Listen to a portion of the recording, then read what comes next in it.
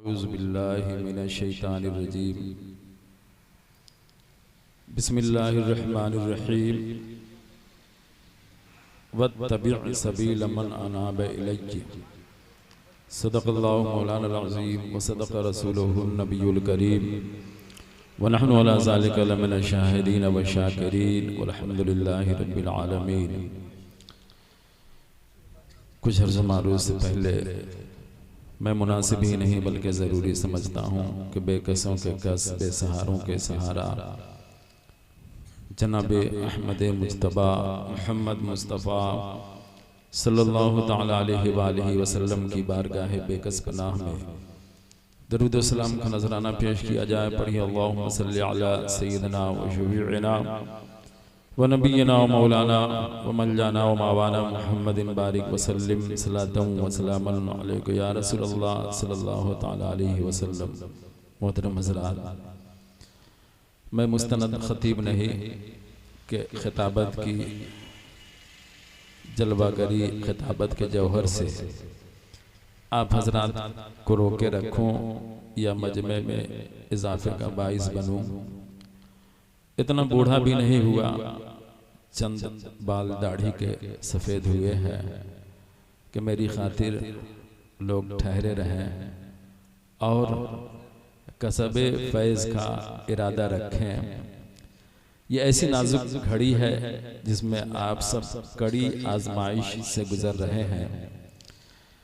Member नूर पर तशरीफ़ फरमा हमारे मुवक्कर मोहतरम करम फरमा हजरात की हमदर्दी हमारे शामिल हाल है, आमीन आमीन, जिसकी वजह से थोड़ी देर मैं आपसे मुखातिब हूँ, आपसे बात करना चाहता हूँ। मेरे बुजुर्गों और दोस्तों, आप सब जो बैठे हुए हैं, आप सबों की वफादारी में ज़र्रा बराबर शक नहीं किया जा सकता। जो इंसान आड़े वक्त में नाजुक घड़ी में अपने रहबर, अपने रहनुमा, अपने पीर, अपने मुर्शिद का साथ ना छोड़े, वफादार उसे कहते हैं। वाह वाह वाह वाह वाह। यह खानकाही प्रोग्राम है।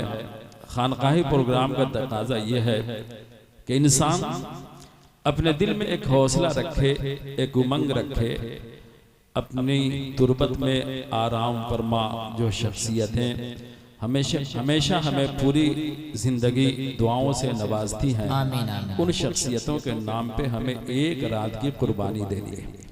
जो इंसान ये तमन्ना मजबूत रखता है, ये इरादा मुस्तहकम रहता है, उसे कभी भी परेशानी का सामना नहीं होता। और जिस वक्त इज़्तिराब की लहरों में वो ताज़न होता है, पीर का दस्ते करम बढ़ता है, शायख का दस्ते करम बढ़ता है, उसकी मुसीबत का खात्मा हो जाता है। इस यकीन के साथ, इस ईज़ान के साथ आप इस मजलिस में तवज्जो के साथ तशरीफ रखें, क्योंकि जो आम जलसे हुआ करते हैं उसमें नुमाइश होती है, दिखावा होता है, तरह तरह के मकसूद उनके होते हैं। लेकिन इस जलसे का मकसूद सिर्फ एक है, वो कुर्बे इलाही की मंज़िल से सरफराज होना, महबूबियत का दर्जा हासिल करना। जो इंसान इस भट्टी में तपता है वो अपने पीर की निगाह में सुरखरू बन जाता है, महबूबियत का दर्जा नसीब हो जाता है, अल्लाह का कुर्ब मिल जाता है। इसलिए हम तन गोश होकर पूरी तवज्जो के साथ, दियानतदारी के साथ आप तशरीफ रखें। यकीन मानिए ये ऐसी बारगाह है जहाँ पे इल्मे सीना भी दिया जाता है, इल्मे सफीना भी दिया जाता है। वाह वाह वाह वाह। इल्मे सीना से इल्मे सफीना बदरजहा अफजल व बेहतर है, क्योंकि इल्मे सीना से इल्मे यकीन हासिल होता है और इल्मे सफीना से हक़ यकीन हासिल होता है। जो इंसान हक़ यकीन हासिल कर ले, उसके कदम कभी भी मुतज़ल्ज़ल नहीं हो सकते, डगमगा नहीं सकते, सिराते मुस्तकीम से फिर नहीं सकते। आप खुश नसीब हैं कि आप जामे मार्फत पीने वालों की जमात में दाखिल हैं। कितनी तवज्जो की ज़रूरत है, अपने मुर्शिद से कैसा लगाव रखना चाहिए। अगर हमारी तवज्जो का किबला हमारा पीर हो, हमारी तवज्जो का किबला हमारा मुर्शिद हो, हम कभी भी बेयारो मददगार नहीं होंगे। और कैसा किबला होना चाहिए, आप इसको तारीख के हवाले से मुलाहिजा फरमाएं। बरसों अपने शेख की बारगाह में हाजिरी देने वाला एक मुरीद एक दफा अपने पीर की बारगाह में हाजिर हुआ। पीर साहब ने इरशाद फरमाया, जमाना गुजर गए, कई साल बीत गए, हाजिरी देते देते बिला नागा मामूल में शामिल था, पीर के दरबार में हाजिर होता, पीर की बारगाह में हाजिर होता। पीर साहब ने आज अपने उस आने वाले पुराने मुरीद से इरशाद फरमाया, फुला किताब मेरी बारगाह में पेश करो। मुरीद ने सवाल किया, हुजूर वाला वो किताब कहाँ है? पीर साहब ने फरमाया, वो किताब अलमारी में है। मुरीद का दूसरा सवाल था, अलमारी कहाँ है? पीर साहब ने फरमाया, अलमारी दीवार में है। फिर सवाल हुआ, हुजूर वाला दीवार कहाँ है? अब पीर साहब जब्त न कर सके, इरशाद फरमाया, तुम्हें दीवार का पता नहीं, दीवार की अलमारी का पता नहीं, अलमारी में रखे किताब का पता नहीं। एक जमाने से मेरी बारगाह में आते हो, दस्ते तलब बढ़ाते हो, जानुए अदब तय करते हो, और तुम्हें किताब का सुराग न मिल सका, अलमारी नजर न आ सकी, दीवार दिखाई न दे सकी, वजह क्या है? इतना सुनना था। मुरीद ने जो जवाब दिया था, सारे तालिबों को वो जवाब अपने दिल की तख्ती पे नोट करने की जरूरत है। जो इंसान इसे मतमहे नजर बना ले, मकसूद बना ले, वो इंसान जरूर एक न एक दिन कुर्ब की मंजिल से सरफराज होगा। मुरीद ने जवाब दिया, हुजूर वाला, जब मैं आपकी खानकाह में दाखिल होता हूँ, आपकी जियारत में इस दर्जा मशगूल हो जाता हूँ कि दुनिया की कोई चीज नजर में आती ही नहीं। हुजूर वाला कहाँ अलमारी, कहाँ दीवार, कहाँ किताब, मुझे देखने का मौका नहीं मिला। जब खानकाह में दाखिल होता हूँ, आपका चेहरा होता है, मेरी नजरें होती हैं, आपके चेहरे का तवाफ मेरी नजरें करने में ऐसा मशगूल हो जाती है कि कोई दीवार नजर नहीं आती, अलमारी नजर नहीं आती, कोई किताब नजर आती ही नहीं। इसे तसव्वुफ कहते हैं, तसव्वुफ का आला दर्जा कहते हैं, मेयारे तरीक़त कहते हैं। इंसान किसी से मोहब्बत करे, इतना टूट कर मोहब्बत करे, प्यार करे, इस दर्जा प्यार करे कि निगाहों के सामने कोई दूसरा आ ही नहीं सके। और इसी हवाले से बगदाद शरीफ की सरजमीन पे कुछ दिनों पहले मेरी हाजिरी हुई। मैंने वहाँ की गलियों की वीरानी देखी, अबतरी देखी, नाजुक हालत देखी, दिल से हूफ उठी। छोटे छोटे बच्चे हाथ फैला करके आगे बढ़ते हैं, हाजी अना मिस्कीन, मैं मिस्कीन हूँ, हाजी मदद करो, हाजी मदद करो। घर से औरतें अपना दरवाजा खोल करके आवाज देती है, बाहर नहीं निकलती, आवाज देती हैं, मेरी मदद करो। जानते हैं, जब हिलाको खा बगदाद की सरजमीन पे दाखिल हुआ था, उसने बगदाद की ईंट से ईंट बजा दी थी। खलीफा मोतसिम बिल्लाह पा बजोला बेड़ियों में जकड़ा हुआ। जब हिलाकू खां के सामने हाजिर किया गया, उसने कहा, तूने लोहे की मोटी मोटी दीवारें तामीर करवाई, ऐ काश इनसे तीर बनवाए होते, तुम्हारी फौज हमारा मुकाबला कर पाती। तूने अपनी हकीकत नहीं समझी। उसने जवाब दिया था, मोतसिम ने जवाब दिया था, ये अल्लाह की मर्जी थी। उसने कहा, हिलाकू ने कहा कि अगर वो अल्लाह की मर्जी थी तो अब जो तुम्हारे साथ होने वाला है ये भी अल्लाह की मर्जी। जानते हैं, तड़पा तड़पा करके मोतसिम को मौत का लुकमा बना दिया। और वहाँ की लाइब्रेरी, जिस लाइब्रेरी से इस्तेफादा के लिए अपने ज़माने के गौस तशरीफ ले जा रहे हैं, अख्ताब जा रहे हैं, अफराद जा रहे हैं, औलिया जा रहे हैं, बिला तशबीह तमसील बगदाद मुअल्ला पूरे आलम का मरकज़ व मंबा था। इल्मी वजाहत के बुनियाद पे लोग वहाँ का रुख किया करते थे। उसने वहाँ की लाइब्रेरी में आग लगा दी। दरियाए दजला 3 दिन तक के उस आग की वजह से, राख की वजह से, किताबों की ढेर की वजह से काला मन करके बहता रहा। उस वीरानी को देखा, उसने ऐलान किया था कि सुनो, आज मैं बगदाद को ऐसा तबाह करके जा रहा हूँ, क़यामत आ सकती है, पहले वाला बगदाद कभी नहीं बन सकता। अल्लाह रब्बुल इज्जत हम सबों को उस मुकद्दस सरजमीन पे जाने की तौफीक अता फरमाए। आप देखेंगे कि उसने तारीख के दामन में जो एक जुमला कहा था, वो जुमला आज भी अपनी सदाकत का लोहा बनवा रहा है और दुनिया को बावर करा रहा है कि बगदाद ऐसा उजड़ चुका है, ऐसा ताराज हो चुका है कि फिर क़यामत तक के खूबसूरत बगदाद बनने की तौफीक नहीं मिलेगी। रोज़े मुअल्ला के सामने जाएंगे, आपको फरहत व इंबिसात महसूस होगा, खुशी महसूस होगी, मसरत महसूस होगी। और बगदाद की गलियों का चक्कर लगाएंगे, वीरानी, बेबसी और सन्नाटे का राज दिखाई देगा।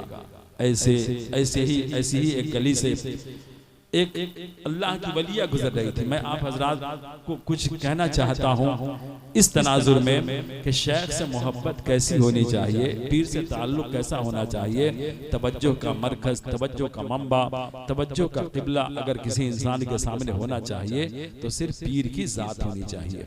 दुनिया की सारी नेमतें उसे दस्तयाब होती रहे, इनामो इकराम की बारिश होती रहे, जिस बारगाह से हो वो ये तसव्वुर करे कि ये हमारे पीर की करम नवाजी है, हमारे पीर की मेहरबानी है, उन्हीं के तवस्सुत से ये सारी नेमतें नसीब हो रही। हजरत राबिया बसरिया का आपने नाम सुना होगा। हज के इरादे से एक गली से गुजर रही थी, एक दीवाना, एक आशिक जो मुद्दई तक़वा था, परहेजगारी का दावेदार था, वो आपके पीछे पीछे चलना शुरू किया। हज़रत राबिया ने इरशाद फरमाया, मेरे पीछे क्यों आ रहे हो? कहा कि आपसे मोहब्बत हो गई, आपसे अकीदत हो गई, आपसे उल्फत हो गई, आपके हुस्न पे मैं अपना दिल कुर्बान कर चुका हूँ। हज़रत राबिया ने इरशाद फरमाया कि अगर तुम्हें मुझसे मोहब्बत हो गई है, मेरी बहन मुझसे भी ज़्यादा खूबसूरत है जो तुम्हारे पीछे आ रही है।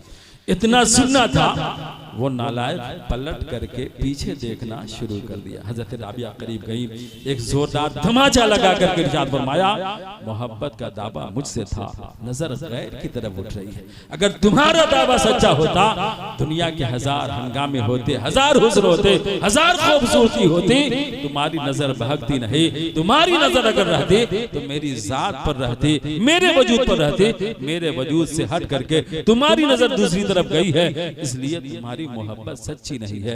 इतना सुनना था, वो इंसान अपने सर पे खाक डालता रहा, मिट्टी डालता रहा, आहो फुगा के आवाज बर्पा करता रहा, सदा बुलंद करता रहा और कहता रहा, अफसोस एक औरत की मोहब्बत में मैं सच्चा नहीं हो सका, अपने पाक परवरदिगार की मोहब्बत में मैं सच्चा कैसे हो सकूंगा।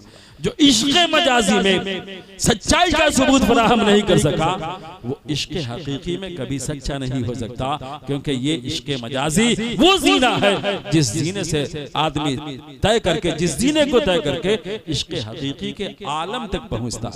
मैं अर्ज करना चाहूंगा, अगर आप चाहते हैं अल्लाह रब्बुल इज्जत राजी रहे, माबूद हकीकी हमसे खुश रहे, आप अपने पीर से टूट करके मोहब्बत करें, दुनिया को बाबर करा दें।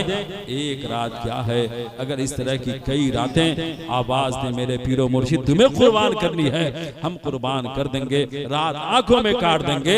हम अपने नर्म बिस्तर को कभी तरजीह नहीं दे सकते। जानते हैं कैसी अकीदत होनी चाहिए और इस बारगाह से कैसा फैज मिलता है, कैसी नीयत की बुनियाद पे इंसान को समरा और नतीजा दस्तयाब होता है। उसका मंजर अगर आप देखना चाहते हैं, मैं अर्ज करना चाहूंगा, ये वो बारगाह है जहां जिस बारगाह से दुनिया के मसाइल सुलझाए जाते हैं।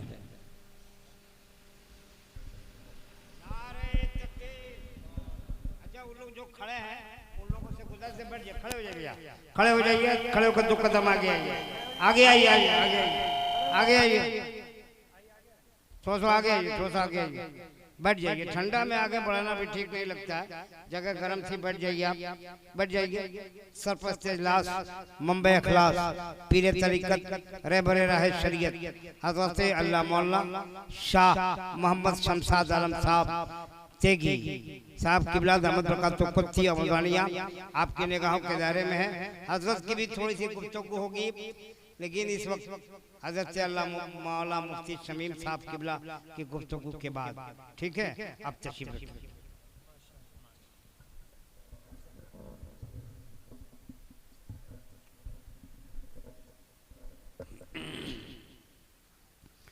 दुरूशी पढ़ें, अल्लाहुम्मा सल्ली अला सय्यिदना व शफीअना व नबियना व मौलाना व मौलाना व मावाना मुहम्मदिन बारिक व सल्लिम सलातन व सलामन अलैका या रसूलल्लाह सल्लल्लाहु तआला अलैहि वसल्लम। पूरी रात अपने आँखों में काटी है, थोड़ा सा हिस्सा बचा है, नमाज कज़ा ना हो इस नियत से भी आप जागने की कोशिश करें। हम खानकाही दरबार में हाजिर हैं, आलिम ज़ाहिर जिन मसाइल की गुत्थियां सुलझा नहीं पाते, ये जमीन पे बैठने वाले, टूटी चटाई पे बैठने वाले एक लम्हे में अपनी तवज्जो बातनी से मसाला हल कर देते हैं। अगर आप इसका मंजर देखना चाहते हैं तारीख के हवाले से मैं अर्ज करना चाहूँगा, मिस्र की सरजमीन से एक आलिम अपने ज़माने के शेख आलिम रब्बानी मुहद्दिस वक्त मुहद्दिस ज़माना हजरत शाह अब्दुल अजीज मुहद्दिस देहलवी रहमतुल्लाह अलैह की बारगाह में हाजिर हुआ। एक बड़ा पेचीदा मसला अपने सीने में लिए हुए हजरत की बारगाह में हाजिर हुआ। अर्ज किया हुजूर वाला फलसफे वहदतुल वजूद मेरी समझ से बाला है, मैं समझ नहीं पाता हूँ, आप इरशाद फरमाएं मेरे इस मसले को हल फरमा दें। वहदतुल वजूद का मतलब यह है, ये हमारे सूफिया इकराम की इस्तिलाह है। सूफिया इकराम इरशाद फरमाते हैं कि असल वजूद सिर्फ अल्लाह रब्बुल इज्जत का है और बाकी दुनिया के जितने मौजूदात हैं सब अल्लाह रब्बुल इज्जत के वजूद के परतों हैं, जिल हैं, अक्स हैं, साया है। एक मौजूद अल्लाह की जात है, बाकी सारे फानी सब अल्लाह की जात के परतों हैं, तजल्लियां हैं। अनवार के सारे करिश्मे दिखाई देते हैं, अनवार के सारे नतीजे दिखाई देते हैं। उसने कहा हुजूर वाला ये मसला समझ में नहीं आता, समझाएं। हज़रत मुहद्दिस अब्दुल अजीज देहलवी रहमतुल्लाह अलैह ने अपनी सारी सलाहियतें सर्फ की, पूरी जौलानी इल्मी दिखाई और बहसो मुबाहिसा के जरिया, दलाइल के जरिया, बराहीन के जरिया उसे साकित करना चाहा, तसल्ली देना चाहा, तसल्ली न हो सकी। हर दलील पे एतराज करता रहा। हुजूर वाला बात समझ में नहीं आ सकी, बात समझ में नहीं आ सकी।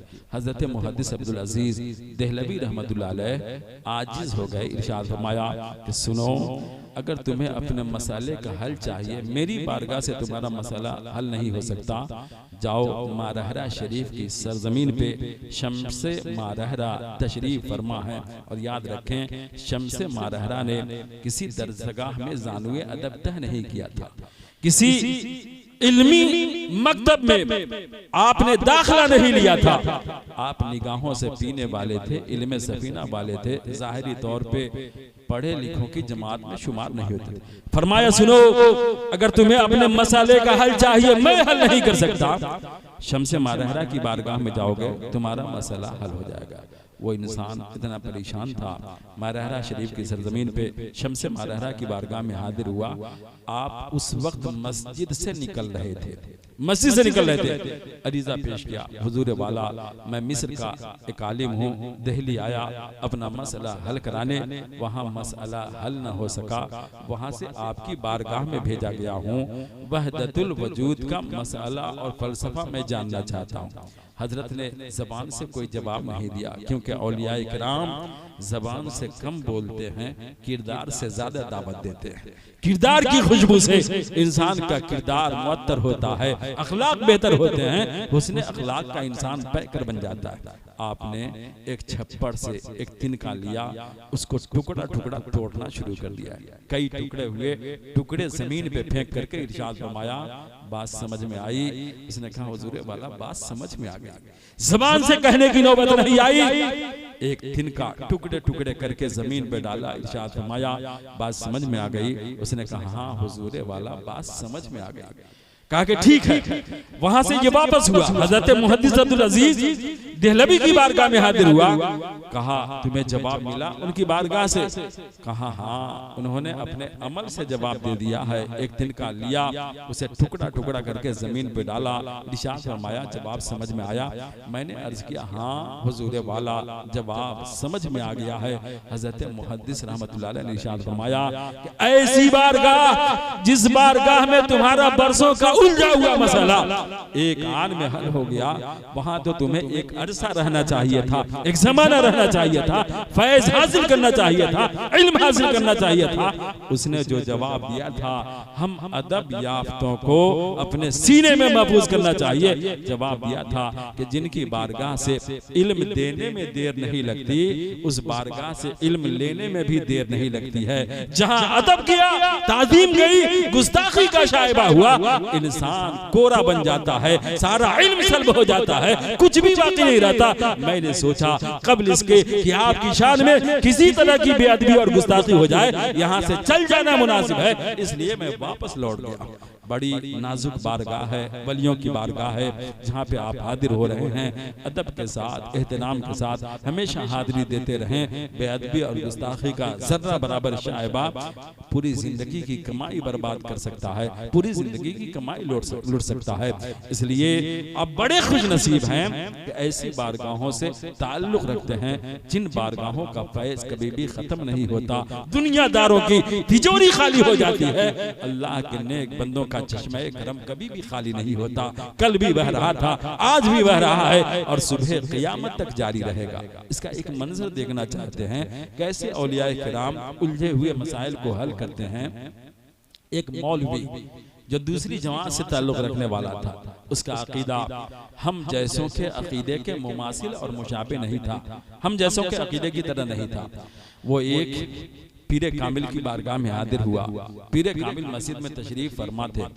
उसने कहा कि हुजूर वाला, हमें एक बात समझ में नहीं आती, आप सब औलिया किराम को मदद के लिए पुकारते हैं, ये पुकारना शिर्क है, बिदअत है, पुकारना नहीं चाहिए, अब क्यों पुकारते हैं? वो समझाते रहे, बताते रहे, दलील से कायल करने की कोशिश करते रहे। एक रट लगाए रहा, बात समझ में नहीं आई। औलिया किराम को मदद के लिए पुकारना नहीं चाहिए, किसी को मदद के लिए पुकारना नहीं चाहिए, मदद सिर्फ अल्लाह से मांगनी चाहिए, गैरुल्लाह से मदद मांगना शिर्क है। बहस करता रहा। वली कामिल ने देखा कि इस मस्जिद में, इसके भेजे में हमारी बात दाखिल होने वाली नहीं। इरशाद फरमाया कि अब बहस की दूसरी किस्त, चलो घर जाकर के शुरू करते हैं। मस्जिद से निकलो, घर चलो, और वहीं पे मैं समझाने की कोशिश करूंगा कि गैरुल्लाह से मदद मांगना शिर्क नहीं, जायज कैसे।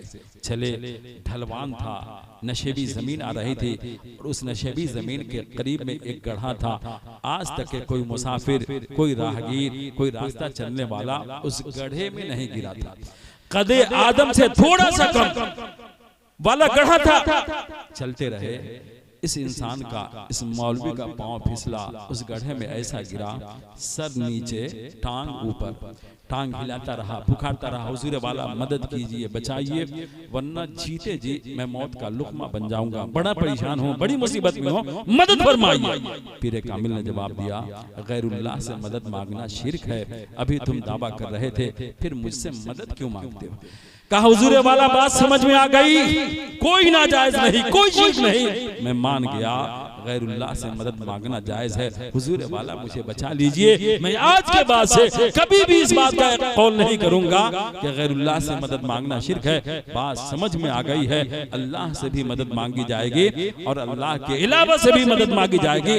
ये हक है कि जो अल्लाह के अलावा से मदद मांगते हैं वो हकीकी मदद नहीं होती, हकीकी मदद अल्लाह की बारगाह से है। ये औलियाए किराम जो मदद करते हैं, ये वसीला है, वास्ता है, अल्लाह की अता से, अल्लाह के दी हुई ताकत से ये बंदों की मदद फरमा दिया करते हैं। इसलिए मैं अर्ज करना चाहूंगा, अपने पीराने किराम से, बुजुर्गाने दीन से सच्ची मोहब्बत और अकीदत का रिश्ता रखें और अपने अंदर जिला पैदा करें, कुर्बानी का जज्बा पैदा करें और अपने अकीदे को इतना आम करें, इतना फैलाएं कि दुनिया को ये समझ में आ जाए, यही अकीदा हक है, यही अकीदा सच है, इस अकीदे के अलावा कोई सच्चाई नहीं।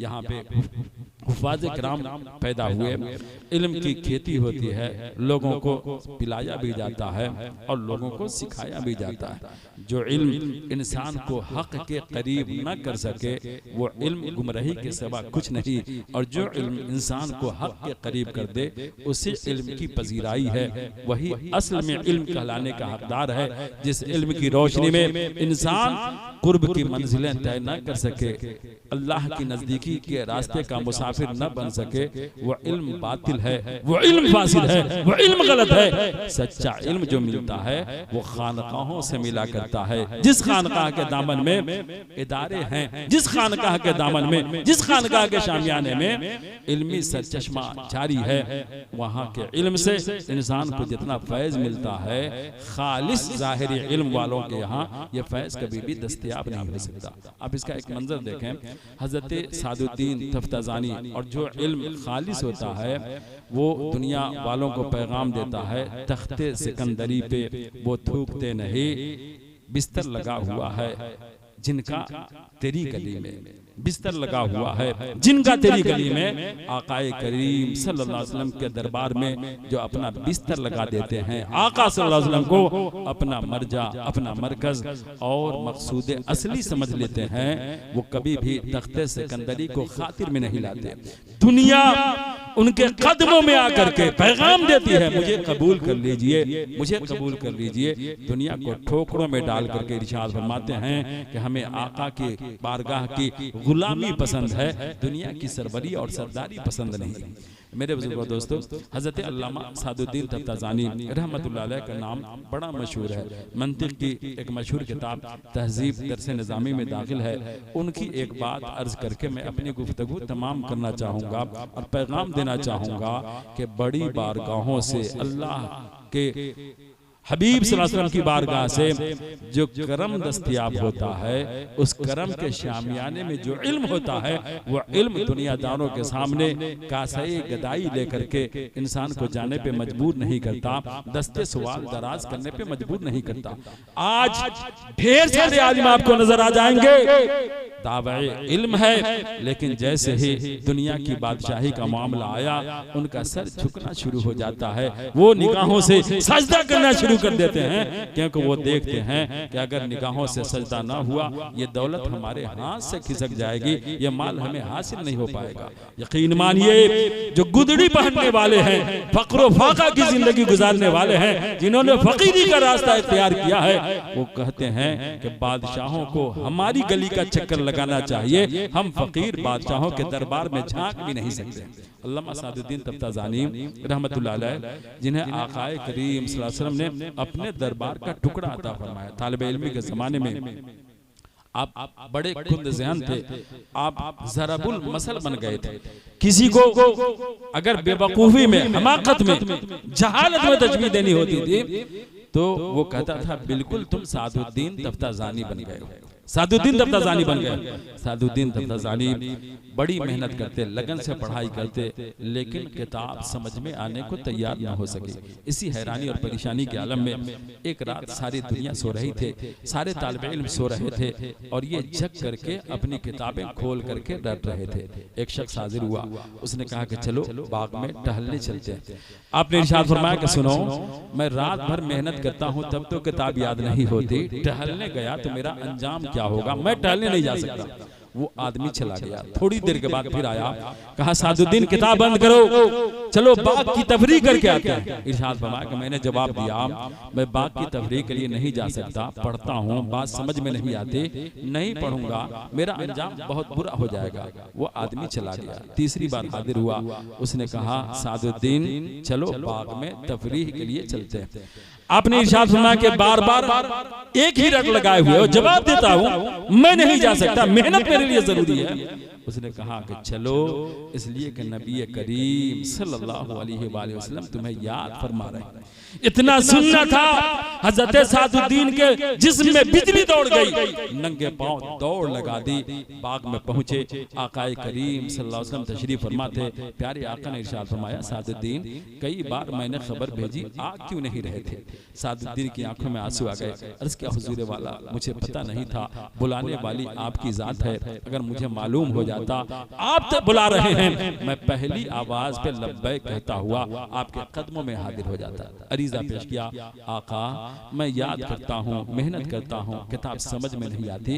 प्यारे आका सल्लल्लाहु अलैहि वसल्लम ने अपने लुआबे दहन को सादुद्दीन के मुंह में डाला। सुबह का सवेरा नमदार हुआ, दरसगाह लगी, उस्ताद मसनद पे तशरीफ फरमा है, सारे साथी हल्का बांध करके बैठे हुए हैं। आज वो सादुद्दीन जो हमेशा पीछे बैठते थे, सबसे आगे उस्ताद के सामने बैठ गए। जैसे ही सबक शुरू हुआ, सादुद्दीन ने एक जुमला ऐसा कहा, उस्ताद तड़प गए। शागिर्द इस इंतजार में थे, आज सादुद्दीन बोला है, आज इससे दिल लगी करेंगे, मजाक उड़ाएंगे, ठट्ठा करेंगे, लेकिन सादुद्दीन ने ऐसा जुमला कहा था, उस्ताद तड़प गए, मसनद छोड़ी खड़े हो गए। इरशाद फरमाया, ऐ सादुद्दीन आज नबी करीम सल्लल्लाहु अलैहि वसल्लम की अता से तुम्हारा वो रुतबा हो गया है कि तुम उस जगह के लायक नहीं, मेरी मसनद के लायक बन चुके हो। मैं अपनी मसनद तुम्हारे हवाले करता हूँ। आज से पढ़ाना तुम्हारा काम है, पढ़ाना तुम्हारी जिम्मेदारी है। मैं अर्ज करना चाहूंगा, जो नबी करीम की बारगाह से तरबियत याफ्ता बन जाता है, जर्रा होता है, चांद और सूरज बन जाता है, कतरा होता है, समंदर बन जाता है, दुनिया को पैगाम देता है कि सुनो, अगर इल्मे सीना लेना हो मेरी बारगाह में आ जाओ, इल्मे सफीना लेना हो मेरी बारगाह में आ जाओ। हर तरह के इल्म से मेरा सीना मामूर और आबाद है। मैं हर तरह के इल्म देने की कुदरत रखता हूँ। और कैसी सलाहियत पैदा होती है, इस आखिरी बात को मैं अर्ज कर रहा हूँ। यही हजरत सादुद्दीन तफ्ताज़ानी अपनी जिंदगी के मनाजिल तय करते रहे, उम्र गुजारते रहे, शोहरते दवाम नसीब हो गई, पूरी दुनिया में गलगला बरपा हो गया। सादुद्दीन अपने जमाने का जबरदस्त आलिम, बहुत वजीह फकीह है, अपने जमाने का आलिम माकूल भी है, आलिम मनकूल भी है। आप तैमूर लंग के जमाने से ताल्लुक रखते थे। तैमूर लंग का एक पांव टेढ़ा था। किसी जंग में, किसी लड़ाई में ऐसा जख्म लगा कि उसका पांव सीधा नहीं होता था। वो हमेशा बंदूक की नाल की तरह अपना पांव सीधा रखता था।